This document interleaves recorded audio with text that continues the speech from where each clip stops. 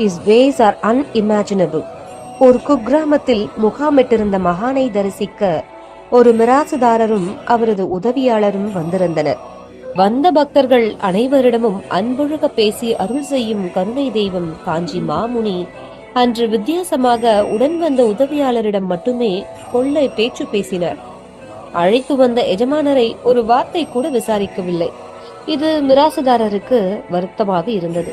காரணமும் புரியவில்லை. தன்னிடம் பேசாமல் இருக்கும் அளவிற்கு தான் தவறு செய்ததாகவும் தெரியவில்லை.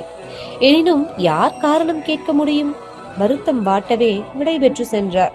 முகாமிட்டிருந்த இடத்திலிருந்து ரயில் நிலையம் தள்ளி இருந்ததால் மடத்து வண்டியில் அவர்களை கொண்டு விடும்படி உடனிருந்த தொண்டருக்கு உத்தரவிட்டார் மகா பெரியவா. ரயில் நிலையம் சென்று வழி அனுப்பிவிட்டு வந்த தொண்டரை அழைத்து வண்டியில் போகும்போது மிராசுதாரர் என்ன பேசினார், தன்னை பற்றி என்ன சொன்னார் என்று கேட்க